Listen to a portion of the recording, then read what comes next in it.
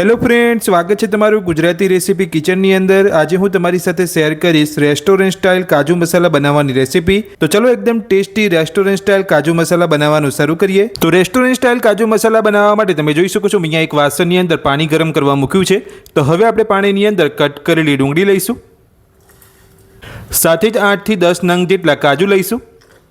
તો કાજુ અને ડુંગળીને ગરમ પાણીની અંદર 10 મિનિટ માટે બફાવા દઈશું। તો કાજુ અને ડુંગળી આપણી અહીંયા બફાઈ રહી છે ત્યાં સુધી આપણે કડાઈની અંદર શાકની ગ્રેવી બનાવીશું। તો શાકની ગ્રેવી બનાવતા પહેલાં કડાઈની અંદર થોડા કાજુને ઘીની અંદર ફ્રાય કરી લઈશું। તો સૌથી પહેલાં આપણે કડાઈની અંદર 1 ચમચી ઘી ઉમેરીશું।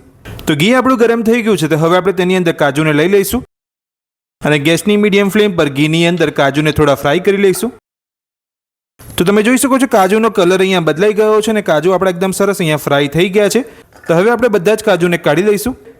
તો હવે આપણે શાકની ગ્રેવી બનાવીશું। તો એ જ કડાઈની અંદર ઘી સાથે 2 મોટી ચમચી જેટલું તેલ ઉમેરીશું। તો ઘીની અંદર 2 ચમચી તેલ ઉમેરી લીધા પછી હવે આપણે કડાઈની અંદર 1 ચમચી જીરું ઉમેરીશું, સાથે જ 1 તમાલપત્ર ઉમેરીશું, 1 તજનો ટુકડો ઉમેરીશું, 2 ઇલાયચી ઉમેરીશું, સાથે જ 7 થી 8 કાળા મરી ઉમેરીશું, 2 લવિંગ ઉમેરીશું અને બધું સરસ મિક્સ કરી અને સાંતળી લઈશું। બધું સાંતળી લીધા પછી હવે આપણે કડાઈની અંદર ઝીણી સમારેલી ડુંગળી ઉમેરીશું, બધું સરસ મિક્સ કરી લઈશું। તો ડુંગળી ઉમેરીને આપણે અહીંયા બધું સરસ મિક્સ કરી લીધું છે। તો હવે આપણે કડાઈની અંદર ઝીણા સમારેલા મરચાં ઉમેરીશું, લીલા મરચાં ઉમેરી લીધા પછી સાથે જ કડાઈની અંદર ઝીણું સમારેલું આદું ઉમેરીશું, સાથે જ કડાઈની અંદર ઝીણું સમારેલું લસણ ઉમેરીશું, બધું જ મિક્સ કરી લઈશું અને ડુંગળીનો કલર અહીંયા ગોલ્ડન બ્રાઉન આવે ત્યાં સુધી આપણે ડુંગળીને સાંતળીશું। સાથે જ બીજી બાજુ તમે જોઈ શકો છો અહીંયા આપણી ડુંગળી અને કાજુ બફાઈ ગયા છે। તો હવે આપણે એક વાસણની અંદર કાઢી લઈશું। તો 10 મિનિટ માટે તમારે અહીંયા ડુંગળી અને કાજુને બાફવાના છે। તો હવે આપણે ડુંગળી અને કાજુને ઠંડા થવા દઈશું। તો તમે જોઈ શકો છો ડુંગળીનો કલર અહીંયા ગોલ્ડન બ્રાઉન આવી ગયો છે અને ડુંગળી આપણી એકદમ સરસ અહીંયા સતળાઈ ગઈ છે। તો હવે આપણે કડાઈની અંદર નાની અડધી ચમચી હળદર પાવડર ઉમેરીશું, સાથે જ 1 ચમચી કાશ્મીરી લાલ મરચું ઉમેરીશું, 1 ચમચી ધાણા જીરું પાવડર ઉમેરીશું, બધું સરસ મિક્સ કરી લઈશું અને ડુંગળી સાથે મસાલાને પણ સાંતળી દઈશું। તો અહીંયા મસાલા બળે નહીં એટલા માટે આપણે અહીંયા કડાઈની અંદર 2 ચમચી જેટલું પાણી ઉમેરીશું અને પાણી મિક્સ કરી અને મસાલાને સાંતળી લઈશું। તો તમે જોઈ શકો છો તેલ છૂટું પડી ગયું છે અને આપણા મસાલા એકદમ સરસ અહીંયા સતળાઈ ગયા છે। તો હવે આપણે કડાઈની અંદર પીસેલા ટામેટા ઉમેરીશું, સાથે સ્વાદ પ્રમાણે મીઠું ઉમેરીશું, બધું સરસ મિક્સ કરી લઈશું અને ગ્રેવીમાંથી તેલ છૂટું પડે ત્યાં સુધી બધું સાંતળી લઈશું।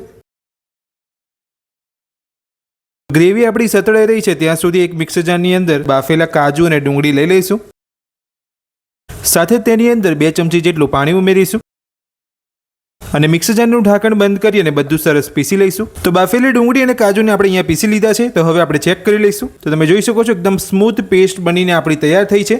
તો આ રીતની પેસ્ટ તમારે બનાવવાની છે। બીજી બાજુ તમે જોઈ શકો છો કડાઈની અંદર પીસેલા ટામેટા અને સ્વાદ પ્રમાણે મીઠું ઉમેરી લીધા પછી આપણી ગ્રેવી એકદમ સરસ અહીંયા સતળાઈ ગઈ છે। તો હવે આપણે કડાઈની અંદર બાફેલા કાજુ અને ડુંગળીની પેસ્ટ ઉમેરીશું। પેસ્ટ ઉમેરી લીધા પછી ગ્રેવી સાથે એકદમ સરસ આપણે મિક્સ કરી લઈશું। તો બધું જ આપણે અહીંયા મિક્સ કરી લીધું છે। તો હવે આપણે ગ્રેવીની અંદર 1 વાટકી જેટલું ગરમ પાણી ઉમેરીશું। ગરમ પાણી ઉમેરીને બધું સરસ મિક્સ કરી લઈશું। તો ગરમ પાણી ઉમેરીને આપણે અહીંયા બધું સરસ મિક્સ કરી લીધું છે। તો હવે આપણે ગ્રેવીને 4 થી 5 મિનિટ ગેસની મીડિયમ ફ્લેમ પર ઢાંકીને થવા દઈશું અને ગ્રેવીને વચ્ચે વચ્ચે ચેક કરતા રહીશું। તો શાકને ઢાંકી અહીંયા 4 થી 5 મિનિટ જેટલો સમય થઈ ગયો છે। તો હવે આપણે ચેક કરી લઈશું। તમે જોઈ શકો છો ગ્રેવીમાંથી તેલ છૂટું પડી ગયું છે। તો હવે આપણે ગ્રેવીની અંદર 1 ચમચી ઘરની મલાઈ ઉમેરીશું। મલાઈ ઉમેરીને ગ્રેવી સાથે સરસ મિક્સ કરી લઈશું।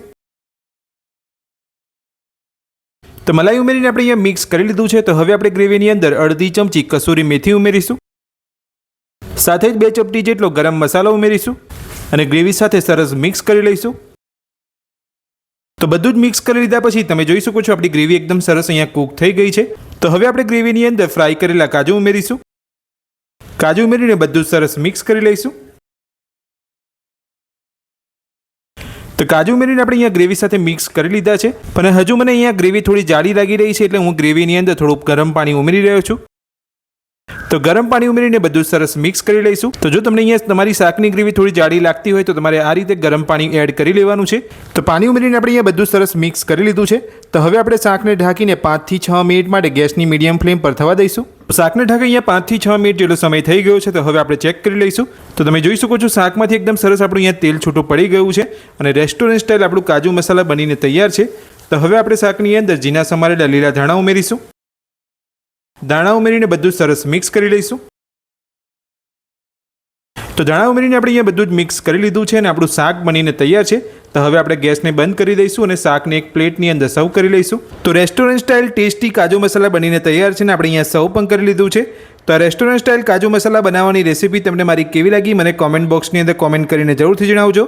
આજની રેસીપી પસંદ આવી હોય તો વિડીયોને લાઇક કરજો અને આ જ રીતની નવી રેસીપી મેળવવા માટે ચેનલને સબસ્ક્રાઇબ કરી રાખજો. Thank you.